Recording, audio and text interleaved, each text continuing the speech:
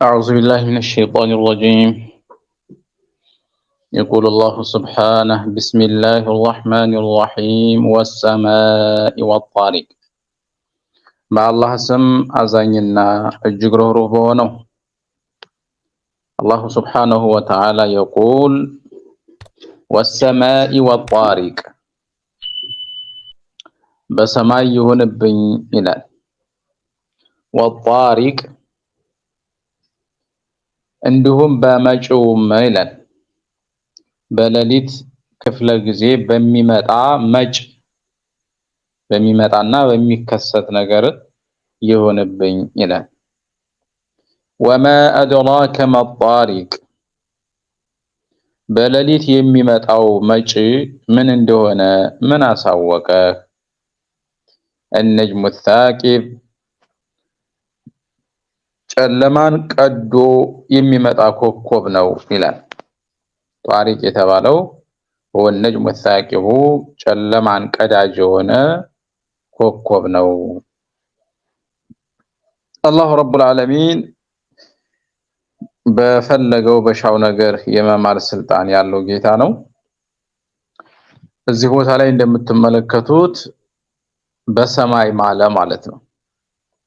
በሰማይ ይሁንብኝ ወጣሪቂ እንዲሁም ደግሞ በሌሊት በሚመጣ ኮከብ ይሁንብኝ አለ።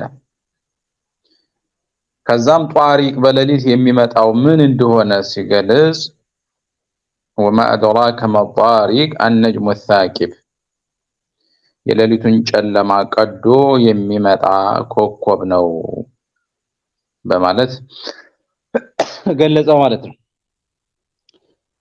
ከልበይ እንደሚሉት እቺ ሱራ መካ የተወረደች ነች።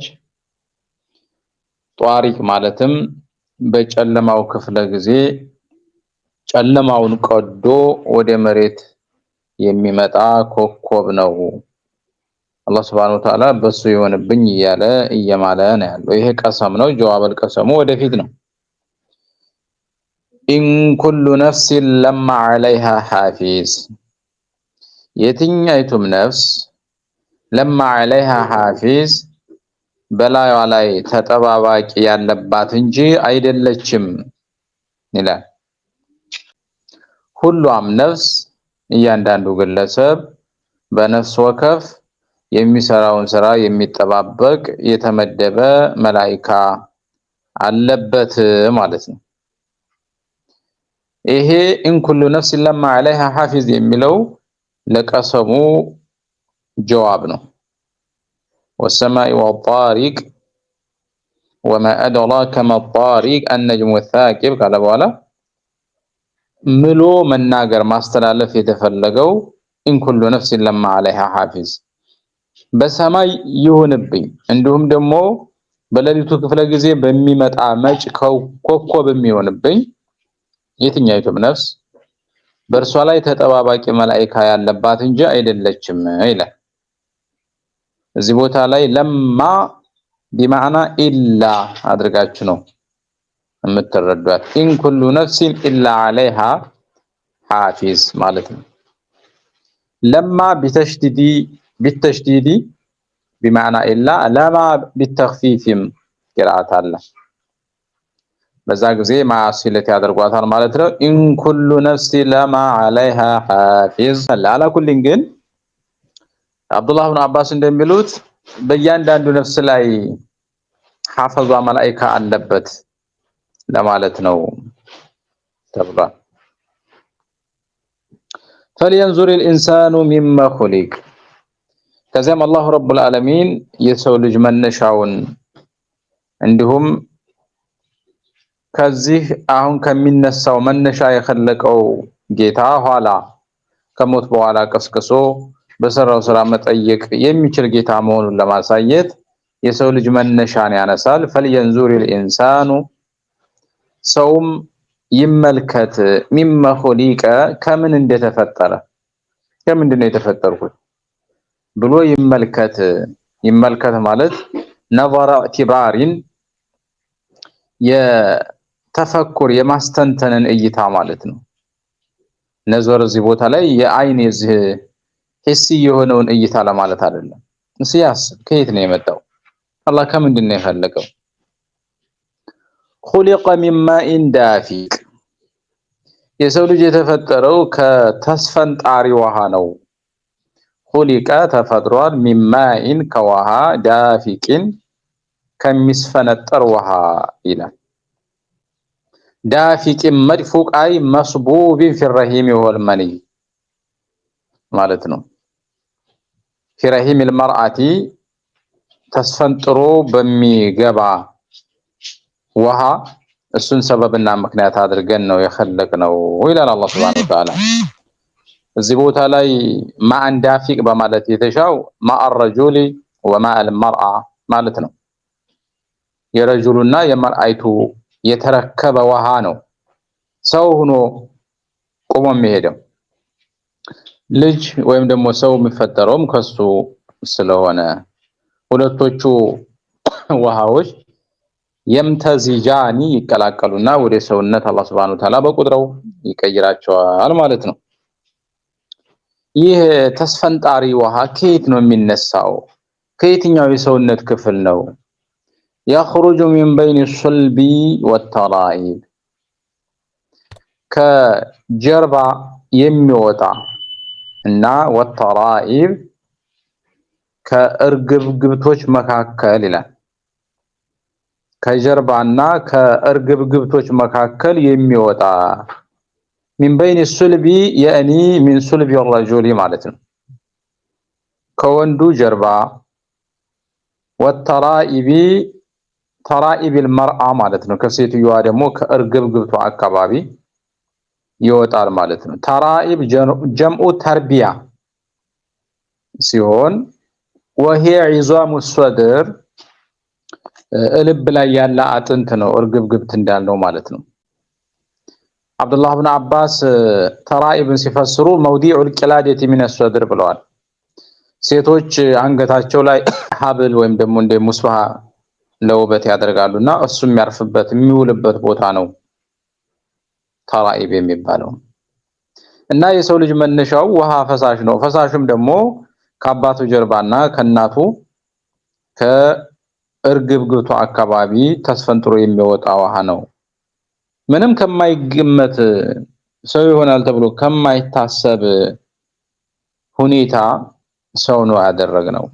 ኢነሁ ዐላ ረጅዒሂ ለቃዲር እሱ አላህ ዐላ ረጅዒሂ እሱን በመመለስ ለቃዲር ቻይ ነው ይችላል ማለት ነው።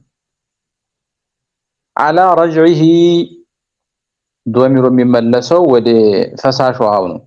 ፈሳሽ ውሃው ከወጣ በኋላ አላህ ሱብሓነሁ ወተዓላ ወደ ነበረበት የመመለስ ችሎታ አለው ይችላል ማለት ነው። ወይም ኢነሁ ዐላ ረድ ልኢንሳን ማአን ከማ ካነ ሚን ቀብሉ ለቃዲር የሰው ልጅ መነሻውና ሰበቡ ውሃ እንደሆነ ሁሉ አሁን ካለበት ማንነቱ ወደ ውሃነት የመመለስ አቅም አለው ማለት ነው። ኢንሻአ ረደሁ ማለት ነው። ከሻይ መልሰዋል። ሌሎችም ተፋሲሮች ሙፈሲሮች ብዙ ነገር ያሉ ቢሆንም በጣም የተሻለው እይታ ግን ኢነሁ አላህ ዐላ ረጅዒሂ የሰው ልጅን በመመለስ ከሞተ በኋላ ማለት ነው ለቃዲሩን ቻይ ነው የሚለው ነው። አውለል አቃዊሊ ከብዙ የሙፈሲሮች እይታ እጅግ በጣም የተሻለው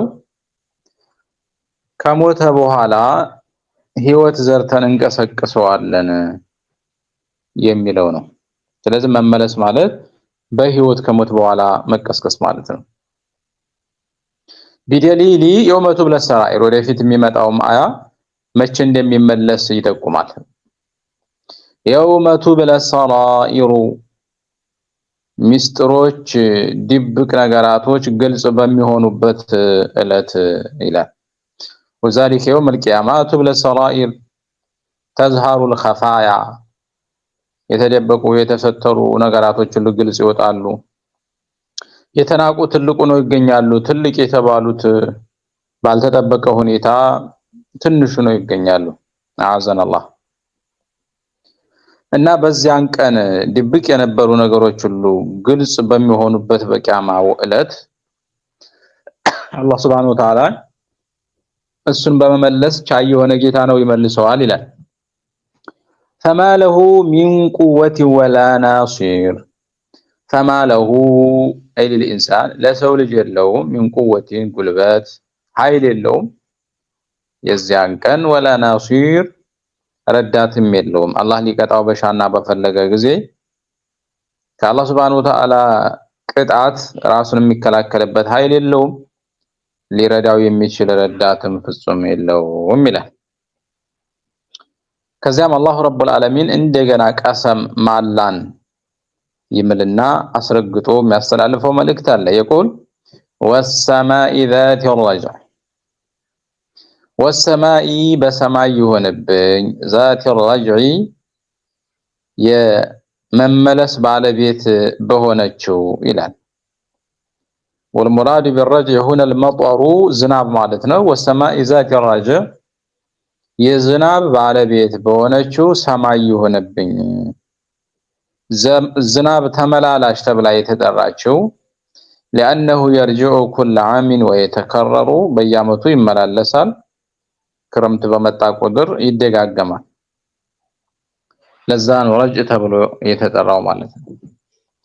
والأرض በመሬትም ይሆንብኝ ዛቲ الصدع በቡቃያዎች የመሰንጠቅ ባለቤት በሆነችው ዝናብ ዘንቦ መሬት ንሽ ሲይዝ መሬት ላይ ያሉ ቡቃያዎች መሬትን ሰንጥቀው ይወጣሉ። መሬት በባህሪዋ የመሰንጠቅ ባህሪ ያላት በቃይ ቡቃያዎች ሰንጥቀው ይወጣሉ ማለት ነው። ኢነሁ ይላል ኢነሁ እሱ ቁርአን ለቀውሉን ፋስል ለቀውሉን ንግግር ነው። ፈስሉን አይ ፋሲሉን ሐቅና ባጢልን የሚለይ የሆነ ቃል ነው ይላል። ኢነሁ ለቀውሉን ፋስሉን ጀዋቡን ሊልቀሰም ወሰማኢ ዛቲ ረጅዕ ወልአርዲ ዛቲ ሶድ ዝናብ ባለቤት በሆነችው ሰማይ እንዲሁም የመሰንጠቅ ባለቤት በሆነችው መሬት ይሁንብኝ ቁርአን ሐቅና ባጢልን የሚለያይ ቃል ነው ይላል። ፋስል من إطلاق المصدر وإرادة اسم الفاعل إنه لقول فاصل እንደማለት ነው። ያው መስደርን ኢጥላቅ ያደረጉ اسم الفاعل መሻት اسم المفعول መሻት في كلام العرب معروف ስለሆነ ማለት ነው። ከዛ ما هو بالهزل ቁርአን ቀልድ አይደለም። ቁርአን ቀልድ አይደለም ቁም ነገር ነው ይላል። ኢነሁም እነሱ አይል ሙሽሪኩነ ከሃዲያን የኪዱነ ከይዳ ተንኮልን ይሰራሉ ወአኪዱ ከይዳ እኔም በተንኮላቸው እመነዳቸዋለሁኝ ይላል አላህ Subhanahu Wa Ta'ala። እኔም በተንኮላቸው እመነዳቸዋለሁኝ። فمهل الكافرين ከሃዲዎችን ቀን ስጣቸው።